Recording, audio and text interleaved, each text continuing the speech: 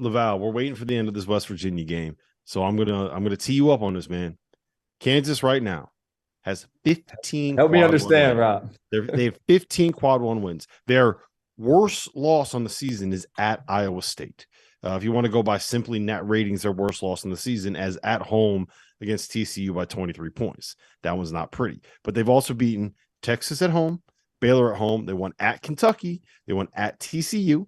They beat Duke on a neutral. They won at West Virginia. They beat Kansas State. They beat Indiana, which looks really good right now. They beat Iowa State, West Virginia, North Carolina State on a neutral. And then at Oklahoma State, Missouri, Texas Tech, and Oklahoma. That is 15 quad one wins. They don't have a single non-quad one win loss. And this team right now is the number 1 seed for us.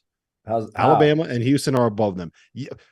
This is me. I'm giving you the soapbox. All right. Get up on it. I'm giving you the soapbox. No, I'm just trying to understand the system. Like how does a team with 15 quad one wins, what's the next team? 10 in the country? Hey, I'll tell you what, this is exactly what it sounds like when my wife says, I just think it's funny that.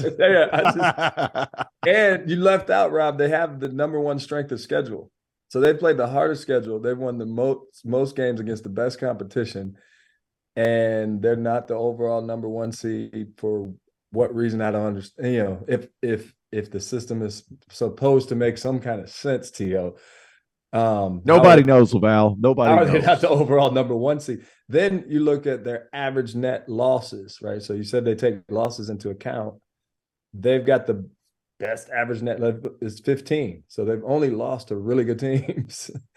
So I don't understand how they're not the overall number one seed. I get, I know Houston only has 2 losses on the year, but their average net loss is 64. They lost at home to Temple. Don't forget that. They lost at home to Temple. Obviously Bama's in the same similar situation. They've got 4. They've only been against good teams. And strength of schedule is 13. Kansas is 1. So, but I'm just trying to figure out why everybody's just leaving Kansas on the side of the road this is what I'm doing. Look at me. I'm putting on my tinfoil hat right now, right? It is because Bill Self has not been punished for all the stuff, all the NCAA violations, and they are trying to stick it to him by not making him be the number 1 overall seed. All right, I'm taking it off right here. Yeah, it's just the way the system works, man. Sometimes you accumulate too many losses. It is what it is. They got the net ring because they're 6 in the net. You got to trust your metrics. T.O., I know you got something to say. I know that look.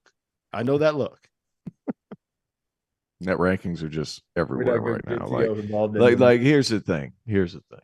Like Jeff had a great tweet. I don't say that all that often. Jeff Goodman had a great tweet.